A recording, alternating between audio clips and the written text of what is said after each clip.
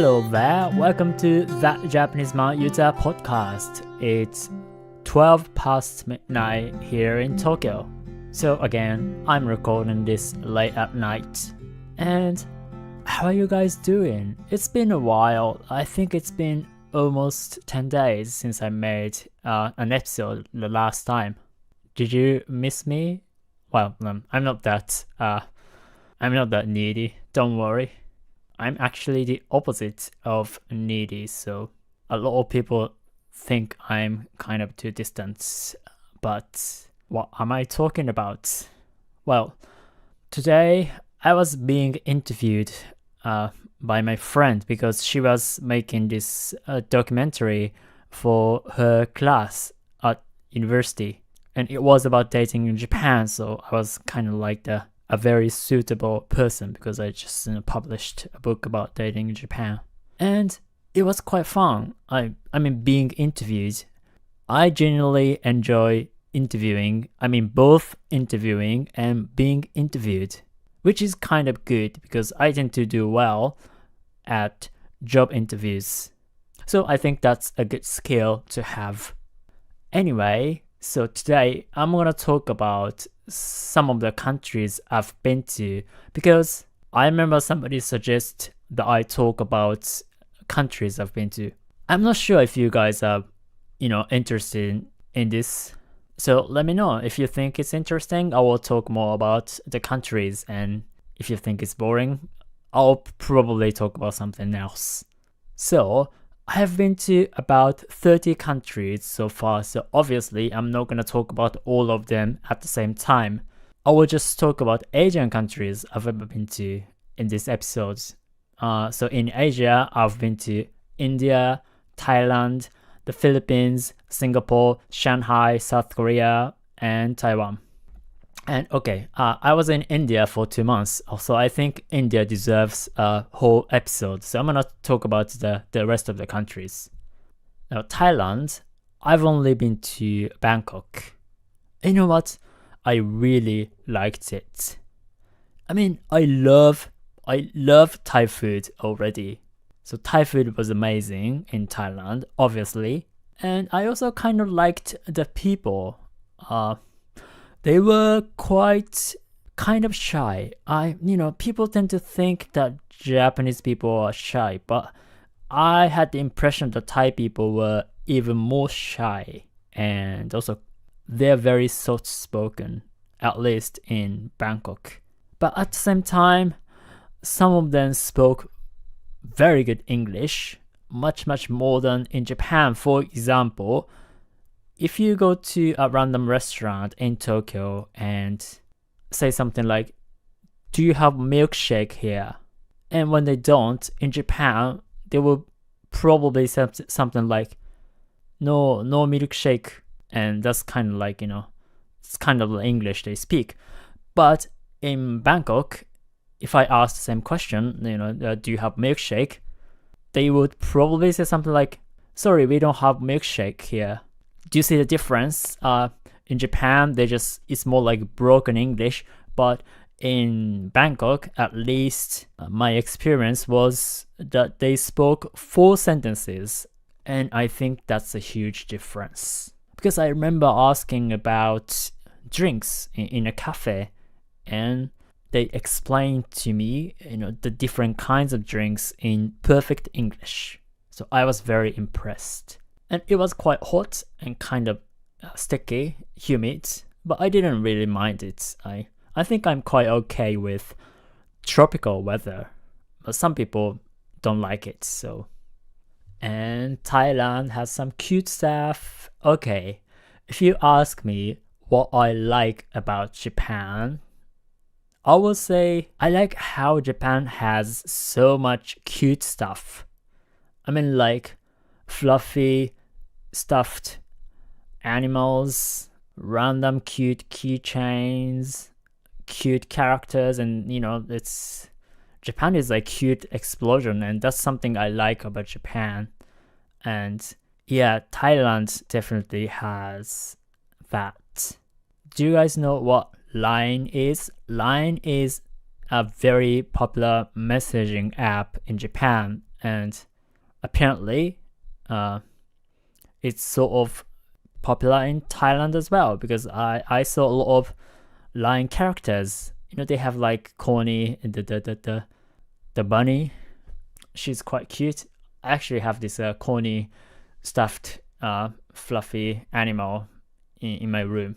I don't know, I'll probably show it on my main YouTube channel someday. And lion characters are quite cute. And I saw this, I saw this train in Bangkok, and some lion characters were painted on the train. That was fantastic. Even in Japan, we don't have that, so I definitely liked the cute aspect of Thailand. And I would love to go back to Thailand. Actually, I kind of want to live in Bangkok maybe, for a few months.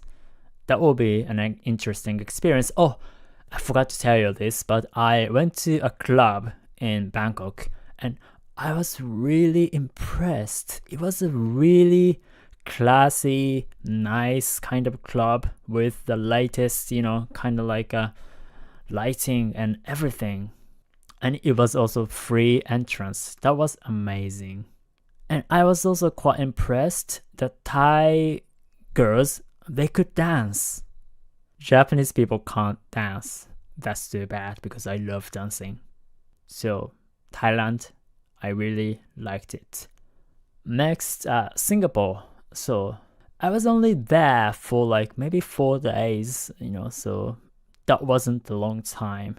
I'm not sure if I'm supposed to tell this. I don't know, but I was staying in a certain area in Singapore, which was kind of famous for, let's just say, sexy stuff.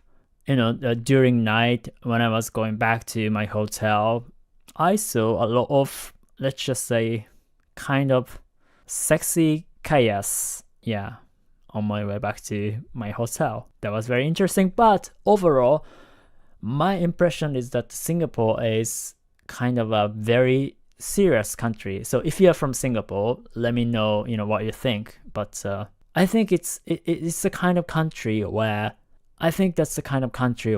people study hard and work hard, even though they have good clubs, for example. But I have the impression that the people, it's not necessarily the best country to have fun. And if you're Singaporean, I know you have different views, so please let me know. But at the same time, Singapore was quite interesting because it's like an Asian hub. So I saw a lot of different kinds of Asian people in Singapore. So I liked, I liked that a lot. There's one Singaporean YouTube channel I like, which is Wow Banana, and I find it quite funny, so I definitely get Singaporean humor. And it may be a serious country, but Singaporean people can be quite funny. Now, let's talk about the Philippines. There's something I really liked about the Philippines. Okay, I've been there twice. I usually don't go to the same country twice. But, the first time I went to Cebu, it was really good. So the second time I decided to go to Manila. And I was a bit worried because, some people have told me that things can get kind of sketchy in Manila, but it was completely okay. I mean, I was staying one of the nicer areas, Makati. So I'm pretty sure that's only a very specific aspect of the Philippines, because around Manila, there are different areas and different cities and different people with different social backgrounds. So yeah, where I stayed, it was probably the most classiest part of Manila. But I think the best thing about the Philippines is its people, because okay, let's face it, Manila, there's not really much to see. I actually asked a bunch of people in Manila, Filipino people, okay, where do you suggest that I go? What's the interesting parts of Manila? And almost everybody said to me, there's nothing to see in Manila. But I just enjoy talking to people in the Philippines, and many people speak English fluently. so I was able to talk about a lot of stuff. And I talked to some random people. Some of them didn't want to talk to me, but some of them did want to talk to me. So I was kind of like hanging out with random people sometimes, and it was very interesting as well. And I also enjoyed a slightly challenging aspect of traveling Manila, because the public transport isn't very obvious for outsiders. There were a few train lines, but otherwise you have to take jeepneys to get anywhere. And jeepneys are, if you guys are not familiar, it's kind of like route taxi. It's something between taxis and buses. So they just go the same route over and over again, so you can just jump in wherever you want and you just get off wherever you want. But if you are an outsider, it's not obvious like where jeepneys go, so you have to kind of like figure this out on your own. There are some websites, it can be quite intimidating if you are not familiar with jeepneys. So that was kind of challenging, but that was also a very interesting part of traveling, so I definitely did enjoy that.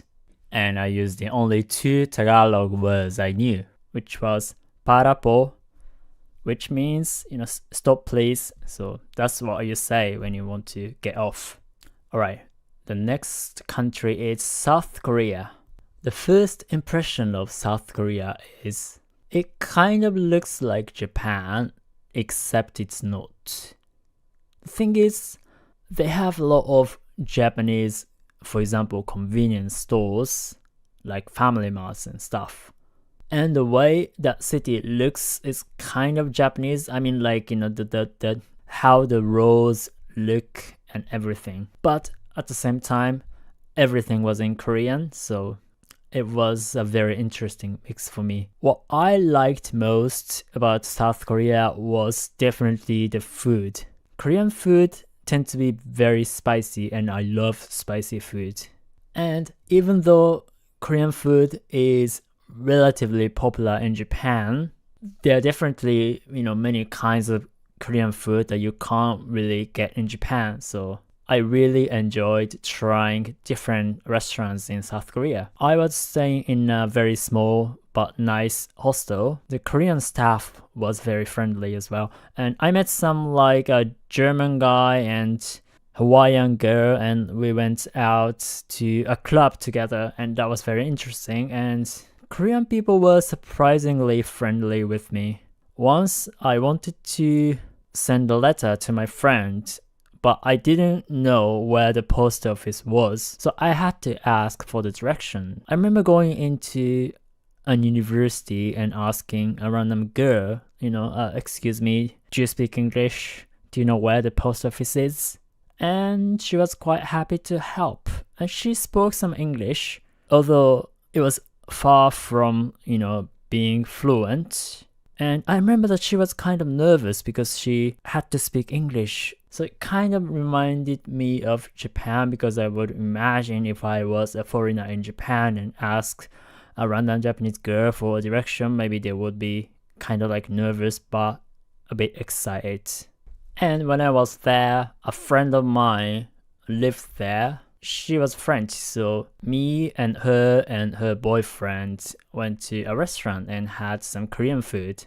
And the interesting part is we all spoke Japanese, because she met her Korean boyfriend in Japan, and they spoke Japanese because that was their common language. So that was kind of interesting to speak Japanese with 2 non-native Japanese speakers from different countries. There were also many interesting differences between South Korea and Japan, because I think we are kind of similar, but in a way, I had the impression that South Korea was much more kind of Americanized, and people were much more expressive. For example, if you see Korean couples, they kind of express that they are a couple, so they kind of link arms together. No, they hold hands together in a very intense way that normal Japanese couples don't. And I was also surprised because I was staying around the Hongik area, and after midnight, 1 a.m. in the morning, for example, there were still a bunch of shops and restaurants open, and there were a lot of people walking, down the streets and everything, and that was something interesting.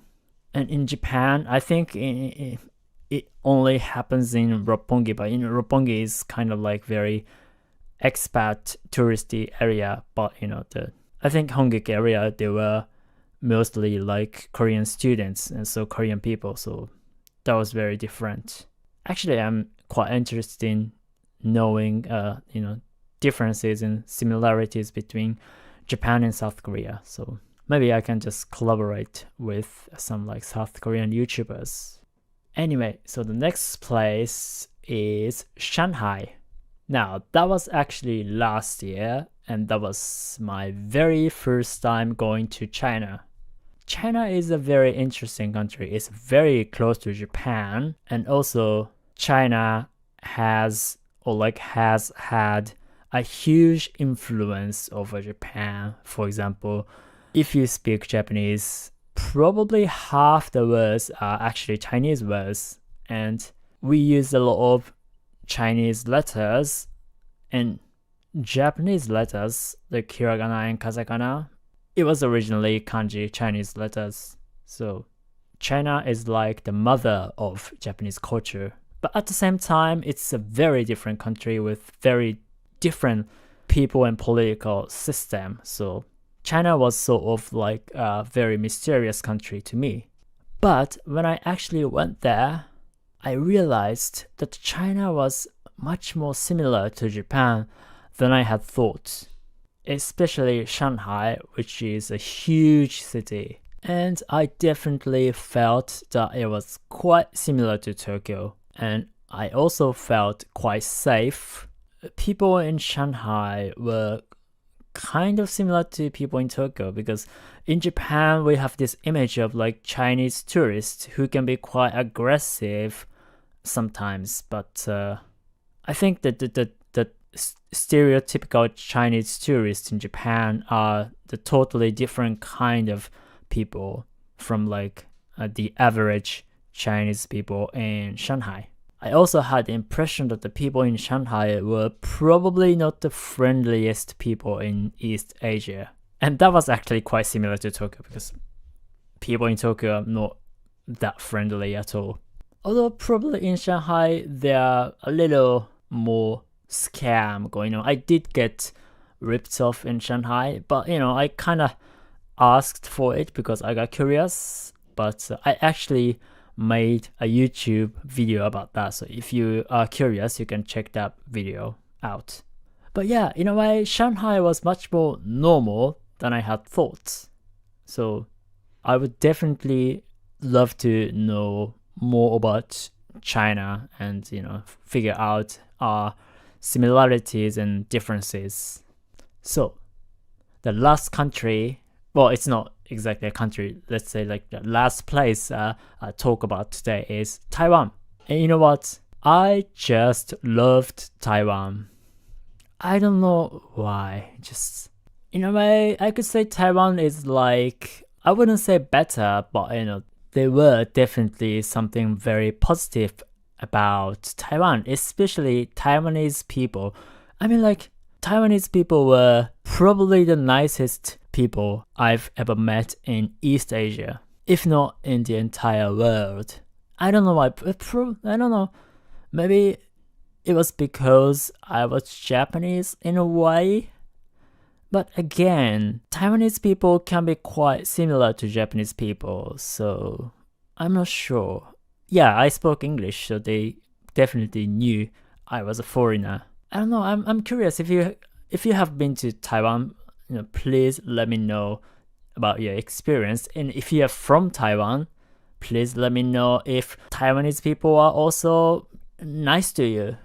Because Tokyo is like that. That many tourists said that people in Tokyo are so nice. I mean, tourists, I mean like Western people and especially white people. But if you are a Japanese person, people in Tokyo are not so nice. So maybe in Taiwan that might have been the case. So let me know what you think. And I saw a lot of cute stuff in Taiwan as well. I think I like any country that has cute stuff. And I also find Taiwanese people, quite attractive. And Taiwanese food, restaurants in Taiwan, they were very good. Wow. I forgot to mention this, but the food is very good in Shanghai as well. I would say Chinese food in China is better than any kind of Chinese food I've eaten elsewhere, which kind of makes sense because Chinese food is from China. But still, I was very pleasantly surprised that the Chinese food was so good. And I don't usually eat Chinese food that much in Japan, but since I've been to China, I came to appreciate Chinese food much, much more. So my trip to Shanghai and Taiwan had a very positive effect. I'd always felt that the kind of image of China that we have in Japan is kind of very biased by the media. I think the actual normal China is much more diverse, much more nicer, and much more interesting than many Japanese people think. Yes. I feel like I talked too much today. Oh, one last thing. So the Asian country I want to visit next will be Indonesia. I'm quite interested in Indonesia. I hear a lot of good things about Indonesia, and also it's actually the biggest Muslim country in the world. But at the same time, it can be quite modern. I think gender equality in Indonesia is pretty good, and quite possibly much, much better than in Japan. That's the country I'm interested in at the moment. Alright, so I guess that's it for today, and I'm not sure how many people are still listening, because it's quite long, so just let me know if you enjoy this episode or not. I'm quite open to any criticism, and if you are watching this on YouTube, you can just leave a comment in the comment section, and if you are listening to this elsewhere, you can go to yutaaoki.com/podcast. It's yutaaoki.com/podcast. Alright, see you guys soon. Ciao, ciao.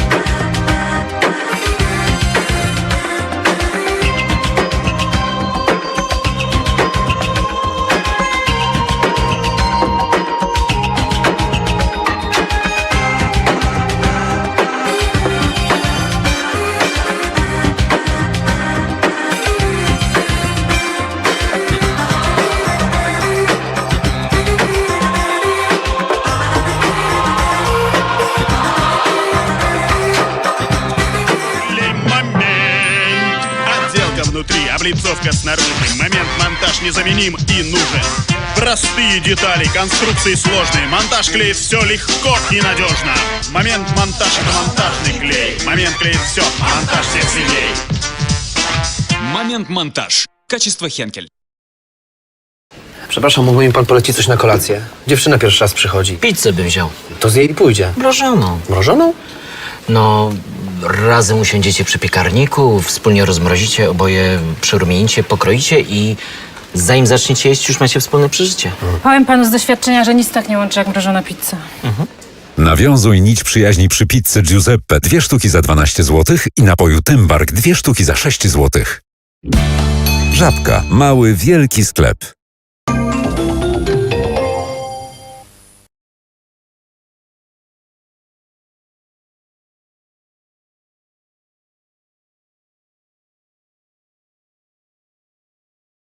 Yo, let's cut some bread with something sharp. Oh, that's nice. Bread. Bread. Bread. Bread. Bread. Bread.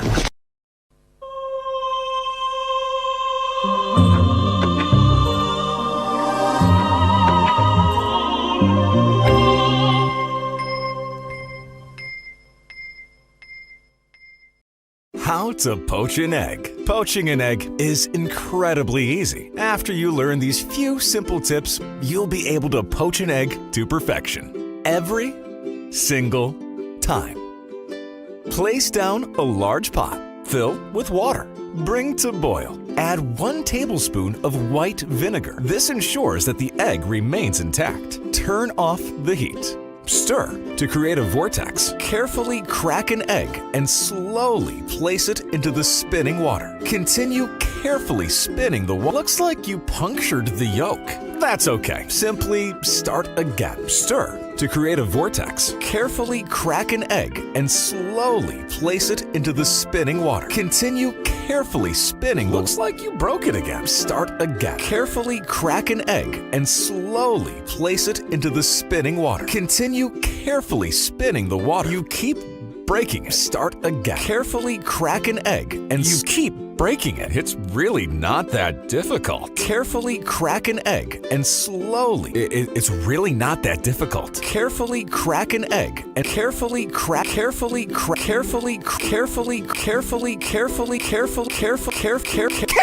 crack the egg. Continue carefully spinning the water. Slow down. I said carefully spin the water. Just stop spinning. Stop. Just stop. You've ruined it again. Carefully crack the egg. Carefully spin the water. Oh, for f***'s sake. Carefully crack the egg. Carefully spin the water. Slow the f*** down. For f***'s sake. Carefully crack the egg. You forgot to crack it. Not like that. Let's start again. You forgot the water. Fine. This. How to make scrambled eggs. Butter and fresh. Salt. Pepper. Stir. Remove from heat. Stir. Return to heat. Stir. Remove from heat. Stir. Return to heat. Stir. Remove from heat. Stir. Return to heat. Stir. Remove from heat. Stir. Return to heat. Stir. Remove from heat. Stir. Return to heat. Stir. Remove from heat. Stir. Return to heat. Remove from heat. Return to heat. Remove from heat. Return to heat. Return to heat. Remove from heat. Stir. Remove from heat. Stir the heat. Return to heat. Remove from heat. Serve over soggy bread. Garnish with parsley. Garnish with foot. Enjoy.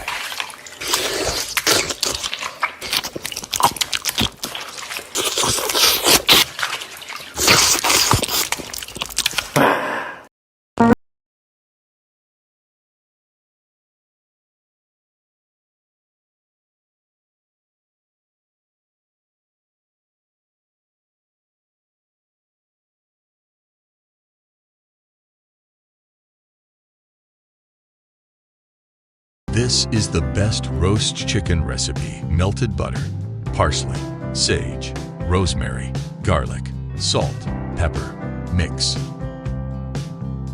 That's perfect. Thoroughly coat the chicken. Stuff with sage, rosemary, parsley, thyme, thyme, thyme, thyme. Cook for 1 hour at 180 degrees Celsius. Serve and enjoy.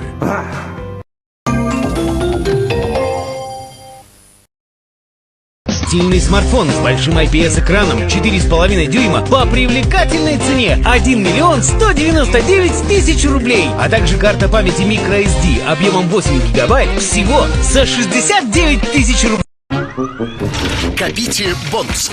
Теперь на вашу бонусную карточку начисляются не 3, а целых 10% от покупки. Сеть магазинов электроники и бытовой техники «Эксперт». Настоящие звезды.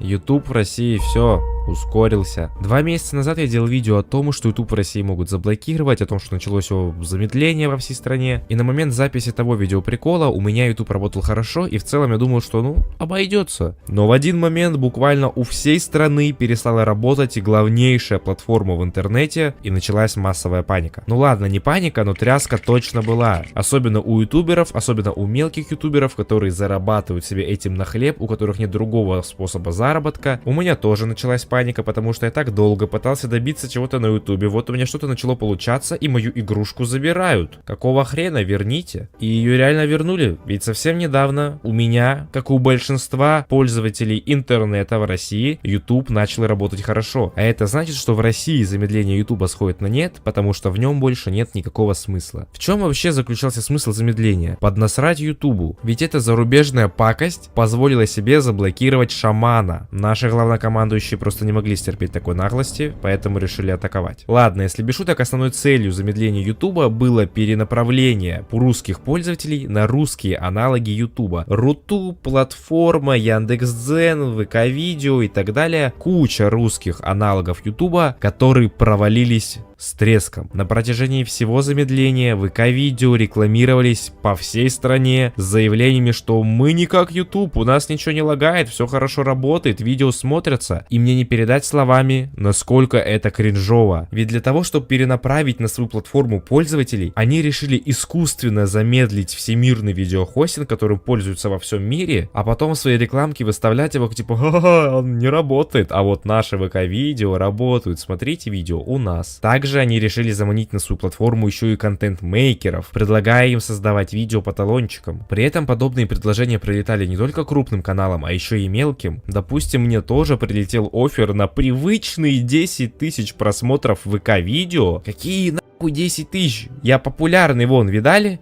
Ну ладно, не популярный. Но тем не менее, они были посланы далеко и надолго, потому что, я не дурачок. Как и остальные контент-мейкеры, пересчитать того, кто реально перешел в ВК-видео, можно по пальцам. И перешли они туда за очень большую сумму и на тех условиях, что видео не просто выпускают ВК-видео на неделю раньше. Так мало того, что переманить никого на свою платформу не получилось, так еще и на платформе, которую они пытались замедлить, куча маленьких каналов стрельнула на том, что высмеивали их платформы. Просто представьте лица тех, кто устроил замедление, когда, скажем так, на заблокированной платформе их платформу обсирают и еще и деньги на этом зарабатывают. И в общем-то, как я уже и сказал, целью замедления было перенаправить русский трафик на русские платформы аналоги Ютуба, и им это в какой-то степени удалось, ведь после замедления люди действительно пошли смотреть ВК-видео, Рутуб, платформы и так далее, посмотрели и поняли, что лучше Ютуба ничего уже не будет, и вышли на оттуда. Таким образом, поставив перед собой цель опустить YouTube в глазах русского населения, они лишь наоборот закрепили звание лучшего видеохостинга на планете за YouTube. К этому времени люди, которые не знали о прекрасных 3 буквах, узнали о нем. Также появились всякие различные обходы блокировок, расширения в браузере и так далее, которые, конечно, нельзя рассказывать и показывать, потому что можно...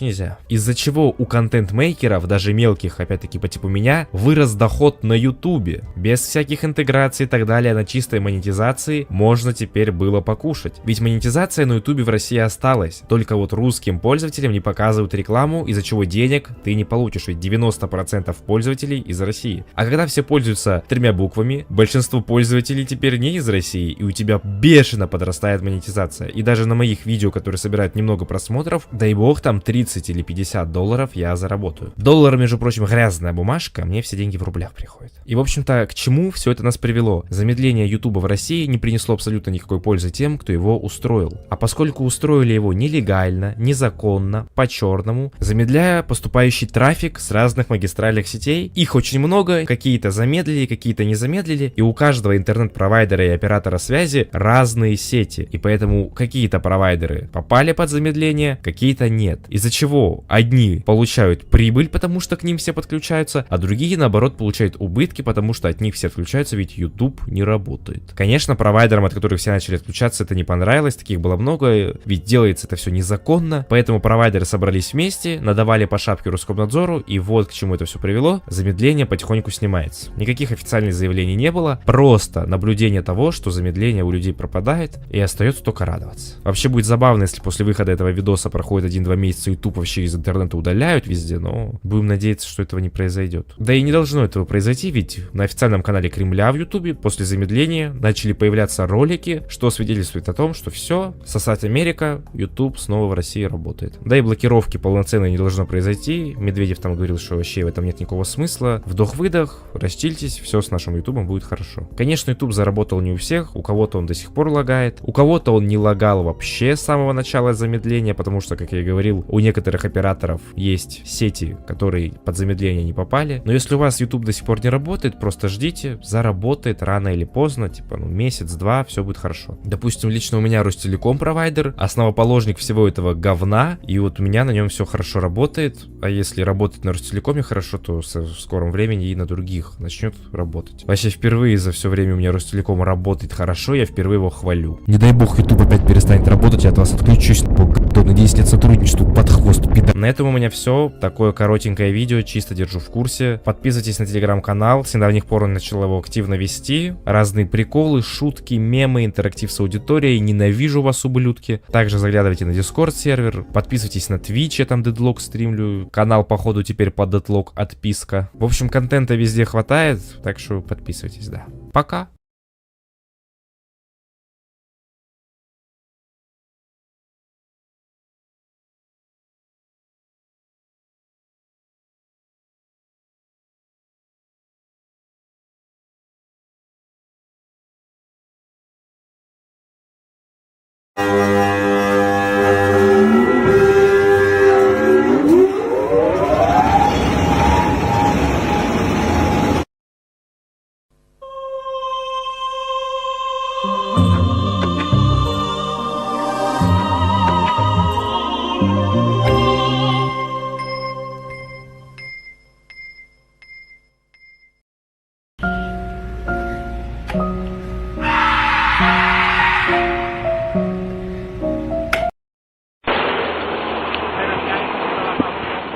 Stój! O, patrz, co ten wystawia, koniec. Jedzie bokiem. Teraz już tego. Uwaga, uciekać!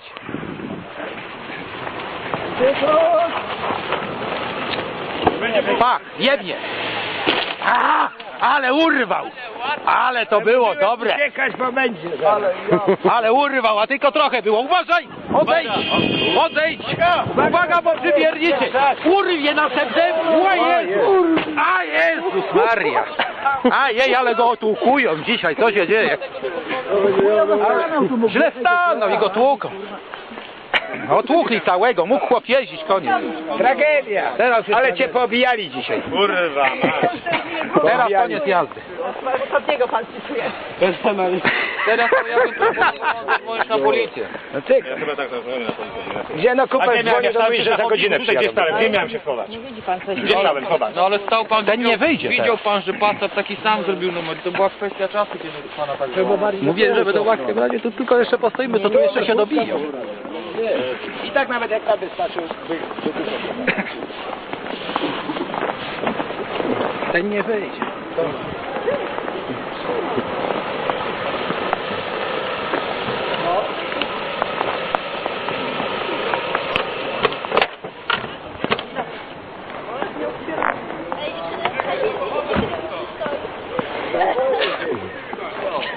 Nawet myślałam. Myślałam.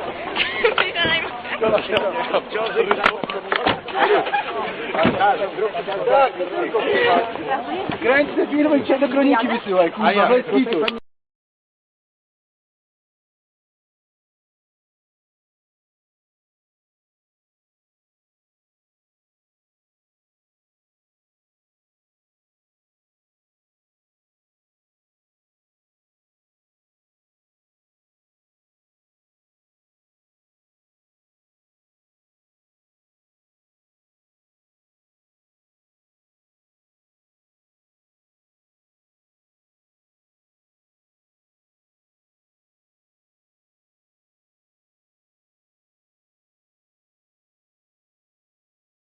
Матрасы в среднюю, новый этап, новая формула, новый Максат, мегавитам суперэффект, покравляй Маджафлекс высоких достижений!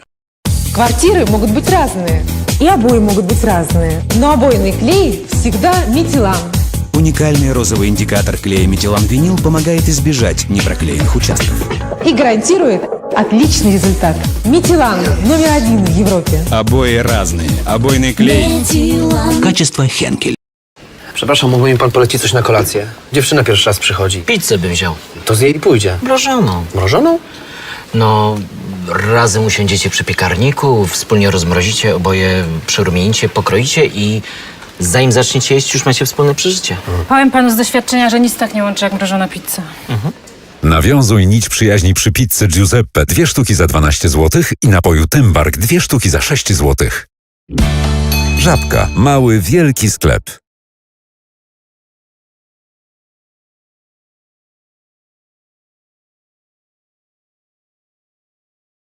Квартиры могут быть разные, и обои могут быть разные, но обойный клей всегда метилан. Уникальный розовый индикатор клея метилан-винил помогает избежать непроклеенных участков. И гарантирует отличный результат. Метилан #1 в Европе. Обои разные. Обойный клей. Качество Хенкель.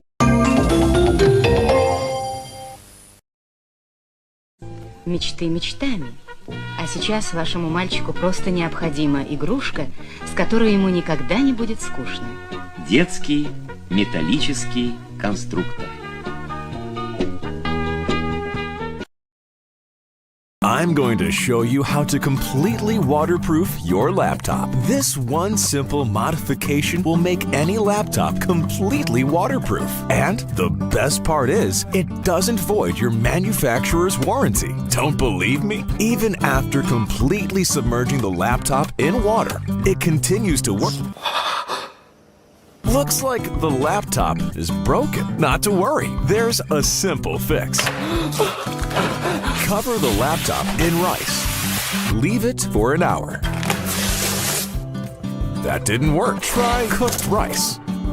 Leave it for an hour. That didn't work. Try adding curry. That didn't work. Try eating it.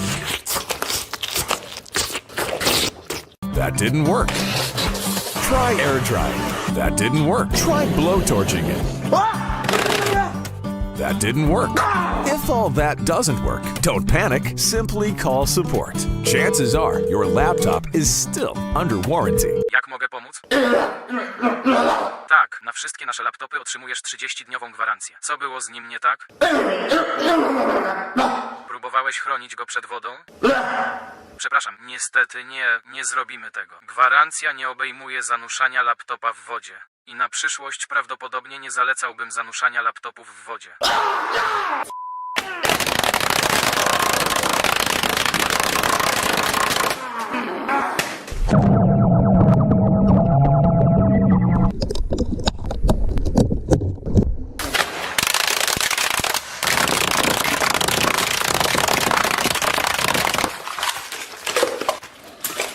That didn't work.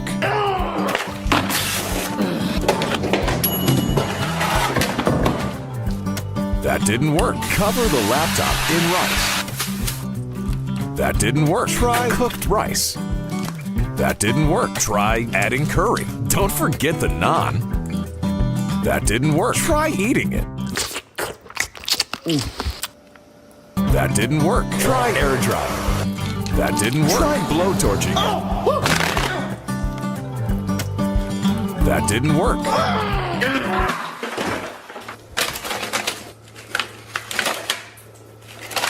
That didn't work. That didn't work.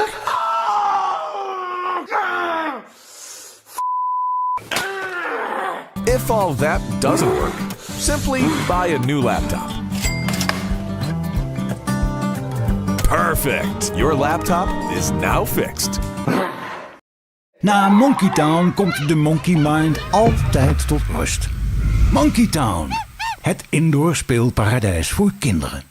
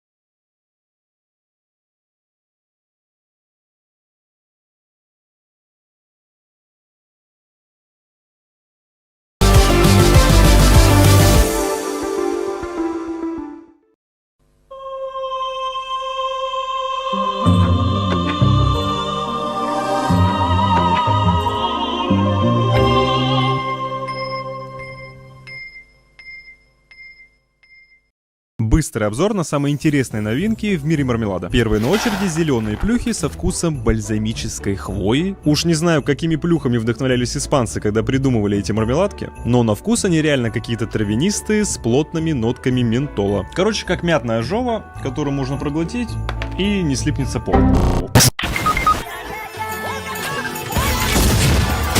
Следующий на очереди мармеладный покер, а точнее черви, бубны, пики и трефы. Честно говоря, мы не сразу вычислили лакричных агентов в этой кучке разномастных ублюдков, поэтому некоторым из вас не повезет собрать флеш в своем наборчике. Сорян. И последняя на очереди лакричная килька. Давайте хоть раз не будем глумиться над этой прелестью и побудем типичным лакрициедом. О, лакричная килечка, да еще и в соусике томатном. Сейчас ее на хлебушек вот так вот. Ай-яй-яй, ну просто песнями. Чистое вегетарианство. Jeszcze Polska nie zginęła, póki my żyjemy. To nam obca przemoc wzięła, szablą odbierzemy. Marsz, marsz Dąbrowski, z ziemi polskiej do Wolski. Jeszcze Polska nie zginęła, póki my żyjemy. To nam obca przemoc wzięła, szablą odbierzemy. Marsz, marsz Dąbrowski, z ziemi polskiej do Wolski.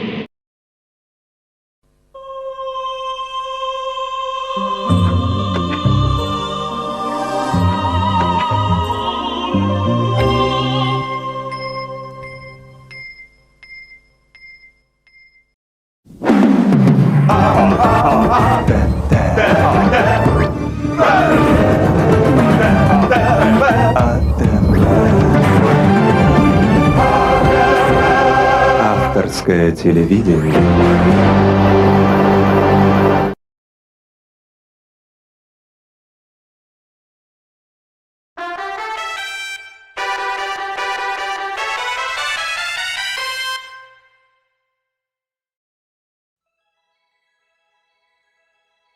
みほりんさん、誠にお誕生日おめでとうございます。2本のチャンネルで、風景、自然、乗り物、旅行などが入っている、お素敵な動画、いつも投稿してくださって本当にありがとうございます。もちろん、家族と友達と一緒に幸せな時間を過ごせますように。YouTube を15年半以上やって、チャンネルが閉鎖しないように。そして、登録者数1000人突破し、一番人気な、日暮らし動画が再生回数10万を突破しますように。合計再生回数が30万、50万、もしかして100万を突破するかもしれません。日本の日常生活動画も言及しないといけないので、海外の視聴者さんと共有してくれてありがとうございます。編集が下手でも大丈夫です。その上、セカンドチャンネルのみほみやじが遅くても再生数が伸ばして成長しますように。プレッシャーを感じずにぜひ投稿することを続いてください。みんなが動画もコメント返信もお楽しみにしてますから。他の SNS、Facebook、Instagram、Flickr にも同じゆるゆるペースで活動を続いてください。フローズンボックさんの一部の動画、そして高一大一さんのほぼすべての動画でコメントを書いてくれてありがとうございます。失敗があってもコメントを読んだらいつも喜んでます。一つのご返信のおかげで1973年に起きた熊本デパート火災についての感想をわかることができました。なお、高一大一さんの生活の象徴である光沢の青スーツ堂本光一くんをいつも褒めてくれてありがとうございます。エコ割がついている食べ物の購入、そしてキンキキッズへの愛の再会についてのコメントを思い出したら超嬉しいです。あなたはもう73歳になりましたので、どんな天気でもお体にお気をつけてください。特に地震などの自然災害にお気をつけて、もしあなたが死んだら、家族の誰かが情報をできるだけ早くお伝えしますように。その上、今年にペール・グンナル・エリクソンさん、そして、高一第一さんのお母さんも亡くなったけれど、生きる力が減らないように、人生をいつも楽しんでください。性格がとても優しいし、あなたはみんな尊重に値します。よろしければ、お顔をぜひ YouTube で見せてください。高一第一さんがどんな感じなのかもう知ってますが、他の視聴者さんが知りたいかもしれません。もし拒否したら、ご意見を尊重していただきます。失礼しますが、高一第一さんもフローズンボックさんもフリッカーにある2010年1月1日の顔をご存知です。ほぼ15年後の顔を見せたら嬉しいと思います。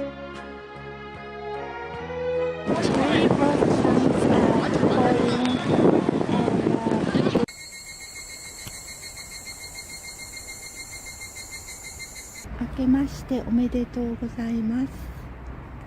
今年もどうぞよろしくお願いします。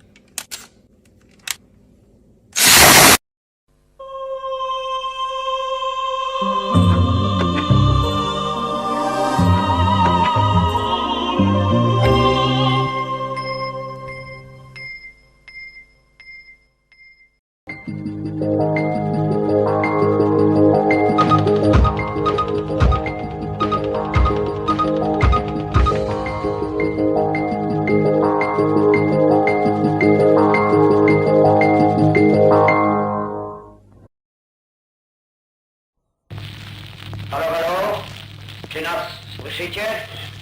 To nasz ostatni komunikat. Dziś oddziały niemieckie wkroczyły do Warszawy. Braterskie pozdrowienie przesyłamy żołnierzom polskim walczącym na Helu i wszystkim walczącym gdziekolwiek się jeszcze znajdują. Jeszcze Polska nie zginęła. Niech żyje Polska!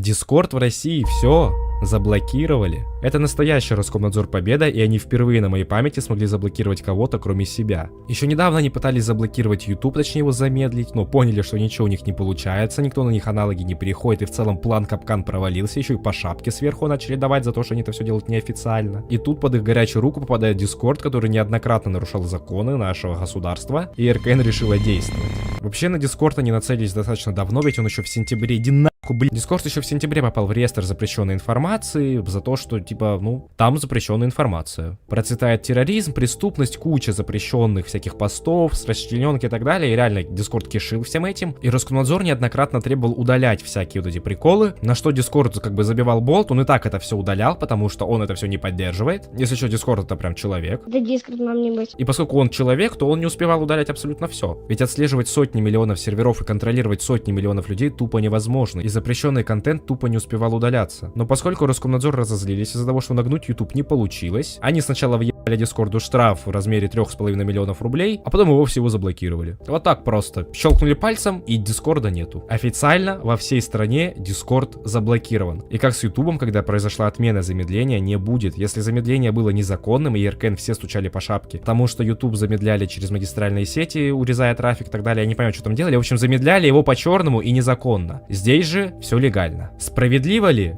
Нихуя. Забирать у целой страны такую вещь, как Discord, это тупо нечеловечно. Discord — это большая экосистема, в которой люди могли коммуницировать с друг другом посредством голосового общения, общаться в чатах, видеозвонки. Люди в Дискордах часто знакомились. Много историй, как люди познакомились в Дискорде. У большинства людей в Дискорде куча друзей, с которыми они не могут встретиться в жизни, потому что все живут на разных уголках планеты. Но благодаря Дискорду они могут общаться и поддерживать с ними связь. Ой.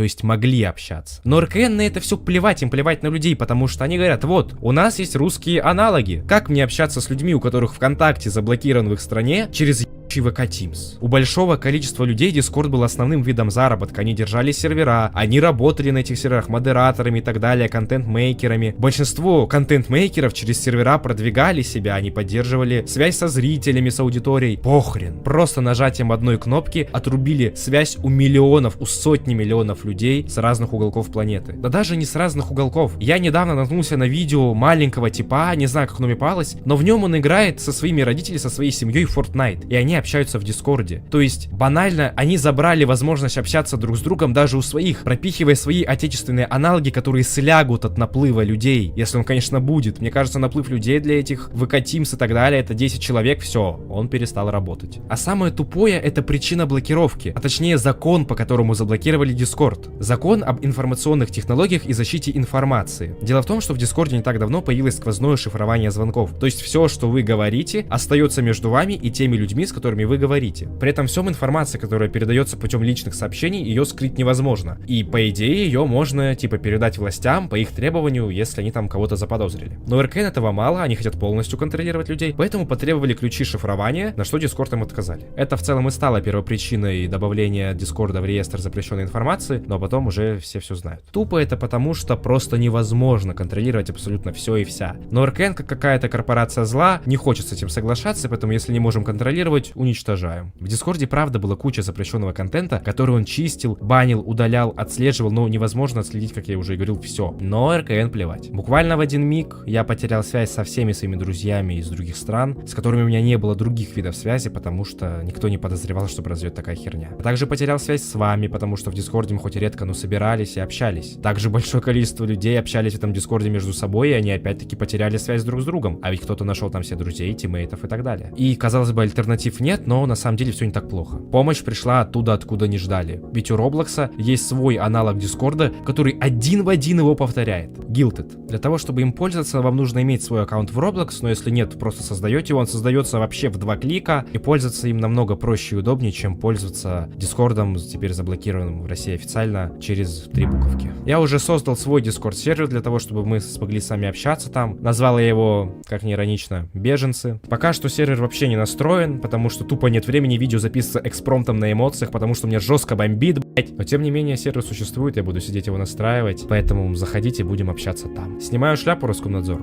ты победил. Попробуйте Guilted заблокировать, твою ебать!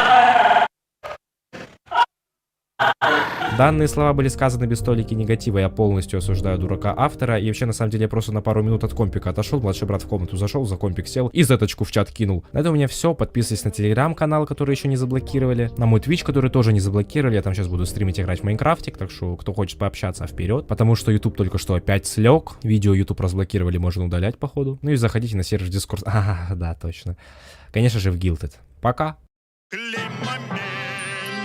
Отделка внутри, облицовка снаружи. Момент, монтаж незаменим и нужен. Момент клеит все, монтаж всех сильней. 深深的，滑滑的，我要亲密，用轻易更美丽。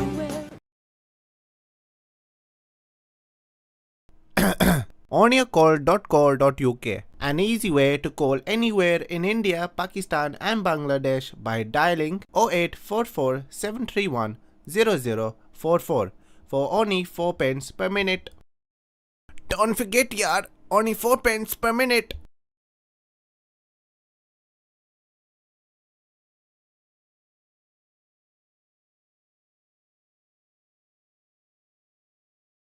Не прошло и года, и я вот тут вернулся из армии. Хотя, если быть честным, я в нее вообще не ходил, потому что умираю. Те, кто подписан на мой телеграм-канал и следят за ним, уже знают, что случилось и в чем вообще суть. А если вы не подписаны, то вы не знаете. И вообще, почему вы не подписаны. Но начать, думаю, стоит издалека, потому что история, которая со мной произошла, достаточно интересная и состоит из кучи совпадений и случайностей. Но, как мы все знаем, случайности не случайны. 16 октября, ровно за 2 дня до отбытия в армию, я уже смирившись с тем, что иду в армию, сидел и чистил личку ВКонтакте с какой-то маниакальной мыслью, а вдруг в армии скажут по показать переписки. Ну и во избежание неловких ситуаций, когда прапорщик находит мемы с Путиным у меня в телефоне, я решил все переписки почистить. И во время того, когда я их чистил, я натыкаюсь на типочка, который мне еще 26 июля писал по поводу откоса от армии. На тот момент я забил хуй и благополучно ответил ему: не. Но вот именно в тот момент, когда я наткнулся на это видео чисто переписку, я подумал, блин, а вот может стоило посмотреть это видос, да, и я бы сейчас не шел в армию, как дебил какой-то. Решил себе в наказание посмотреть это видео, а в нем мужичок рассказывает, что у него болел живот, он решил провериться у врача, и у него обнаружилась язва, из-за которой его в армию не взяли. Я посидел, почесал голову и сказал, блин, странное совпадение, у меня ведь тоже болит живот. И те, кто сидит у меня в Телеграме, кто сидел у меня на стримах, знают, что я часто жаловался на боли в животе. Я подумал, а вдруг у меня тоже язва или там какая-то проблема с поджелудочной или желудком, и меня тоже не возьмут в армию. Думал, ладно, утром схожу в больничку. Выхожу из своей комнаты, чтобы заварить себе чаечек, и меня крутит с такой силой, что я просто на пол упал и флексить начал. Боль была по ощущениям такая, вот кому вот крапиву на руке делали, вот как будто мой желудок так взяли и тоже крапиву ему сделали. Это длилось где-то на протяжении 5 минут, я просто валялся на полу, дико больно было. Потом, как ни в чем не бывало, встал и вызвал скорую, говорю, алло, умираю.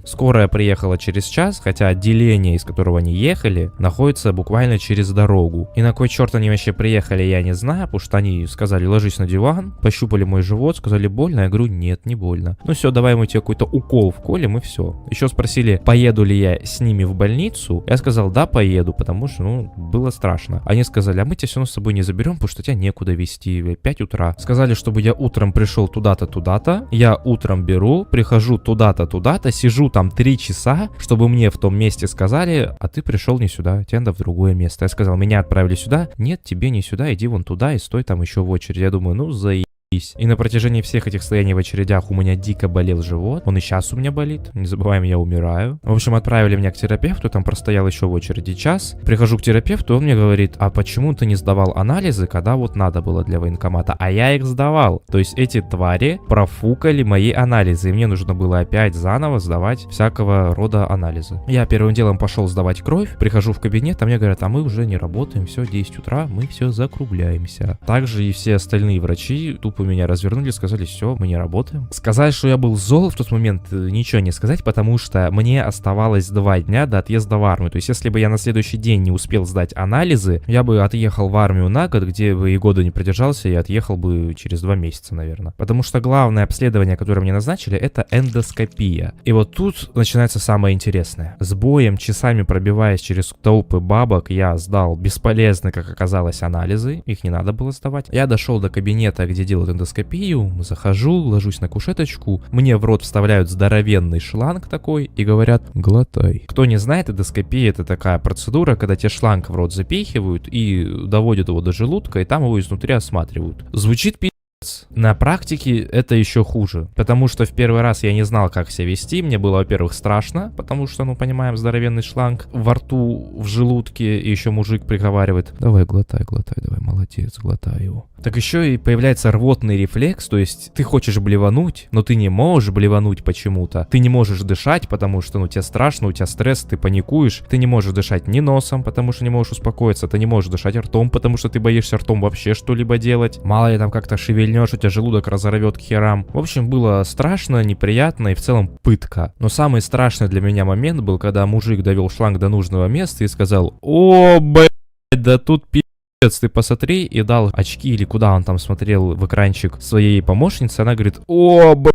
На моей памяти я впервые слышал, как врачи вообще матерятся. А учитывая контекст ситуации, что они смотрят внутренности моего желудка, ну я так нехило пересрал, и на самом деле не зря. По результатам осмотра у меня в желудке нашлось 2 здоровущие язвы, из-за которых я не иду в армию теперь. Это из плюсов. Из минусов я умираю. Мне в целом так и сказали, тебе не успеешь это все залечить, они в любой момент начинают кровоточить, и ты умираешь. Я такой, мне назначили кучу лекарств, которые там надо было есть по определенному рецепту, плюс мне теперь еще диета специальная, мне надо есть только вот определенный список продуктов, не жареного, там, не соленого, не сладкого, не хуяткого, я просто ем вареное мясо теперь с вареным рисом, да, при условии того, что это меня вообще никак не спасает, и я все еще могу сдохнуть в любой момент. И типа любое покалывание в районе желудка чуть сильнее обычного у меня означает, что все, я, кажется, умираю. Я просто ложусь, отсчитываю минуту, и если по истечению минуты я еще могу встать и куда-то пойти, значит я живой. Первую неделю после этого было очень страшно вообще ходить или что-либо делать. Я банально боялся чихнуть, думая, что ну все, это фатальная она. Вторую недельку уже было попроще, потому что я привык к диете, к таблеткам, к тому, что в целом-то я могу заниматься чем хочу, и я не умру от этого, типа просто так, да, как бы желудок не разорвется, я не истеку кровью внутри и не умру. Но, конечно, когда начинает снова колоть, я такой, о, бля, минута пошла. И недавно, вот 31 октября, я вновь посетил процедуру эндоскопии, и в этот раз я подготовился, я пришел туда максимально угашенный, то есть, ну, естественно, мне нельзя пить, мне нельзя принимать никакие успокоительные и так далее, поэтому я просто не спал всю ночь, чтобы прийти сонным, фулл расслабленным и просто лечь и проглотить эту трубу. И все прошло почти гладко, как по маслу. Единственное, что с первого раза мужик не попал куда-то не туда, сунул шланг, но я его простил, знаете ли. Я хотел спать просто. И когда он пропихивал шланг, я уже фулл спокойно дышал через носик, успокоился, дышал через ротик, спокойно глотал шланг, когда это надо было, без боязни того, что я могу порвать себе что-то там этим шлангом, если взглотну. Короче, просто изначально себя успокоил, потому что уже знал, что меня ждет и как надо себя вести. Поэтому если у вас каким-то судьба приведет к этой эндоскопии, просто успокойтесь, и когда понимаете, что уже не можете дышать со шлангом во рту, сделайте вдох ртом, не бойтесь, вы ничего не порвете, а потом уже начнете дышать через нос, и все будет классно. Не знаю, кому это рассказываю, но МБ кому-то пригодится. Канал Фармилкин познавательный. Но единственное, что меня все еще очень дико триггерит и раздражает, это когда шланг из тебя вытаскивают, ты каждой клеткой своего тела чувствуешь, как он тебе из желудка идет, потом до горла, и потом уже из горла. Вот это прям мега мерзко и противно и неприятно. В общем, по результатам второго осмотра мне сказали, что они потихоньку заживают, там они стали меньше, но в целом, если ты их вылечить не успеешь, тебе спасибо за информацию, и так знал. В общем-то, такие дела. Жить в смысле о том, что можешь отправиться в таверну вообще в любую секунду, тяжело и страшно. Но с каждым днем я все меньше и меньше перестаю вообще думать об этом и забываю. Вспоминаю только лишь тогда, когда становится очень больно, и тогда прям вот мега страшно становится. Думаю, что вот эта вот минута может быть последней, наверное, в твоей жизни, но потом минута проходит, такой, yes, еще успею в GTA 6 порубиться. Кстати, как оказывается, язвы у меня не из-за плохого питания или чего-то такого, хотя удивительно, а язвы у меня из-за стресса, как сказали, а такие залечиваются очень долго и тяжко. А как бы, ну, стресса у меня, понимаете, помимо того, что там в семье приколы произошли, так еще и в целом. Жизнь моя с ног на голову перевернулась в одночасье, и жить тяжко стало. По этому поводу у меня есть куча идей и мыслей, как сделать свою жизнь лучше и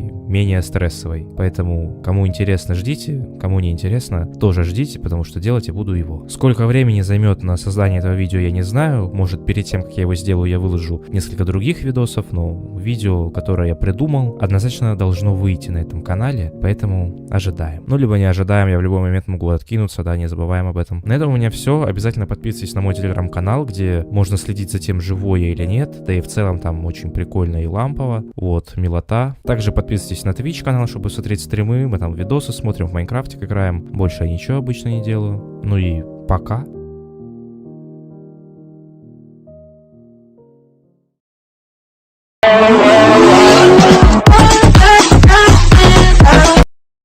Самый кринжовый способ преобразования энергии с огромными потерями. Давайте посмотрим. Эксцентричное отверстие в шкиве маленького электродвигателя. И на него вот такой вот шатун. Ну, получился такой шатунный механизм. Из вращательного в поступательное движение. Ладно. Приклеили на термоклей. Что дальше? Динамик? Ого. И что он будет с ним делать? Наверное, энергию преобразовывать. Ну, так, термоклей внутрь динамика. Все. Испорчен безнадежно. Туда какую-то шестеренку, фиг с ним.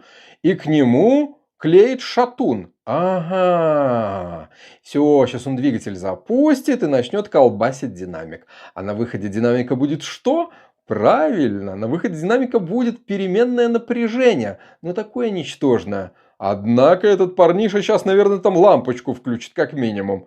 Что? Неужели? Точно. Смотрите, что творит. Дичь. Так, ребята, эта штука работать не будет.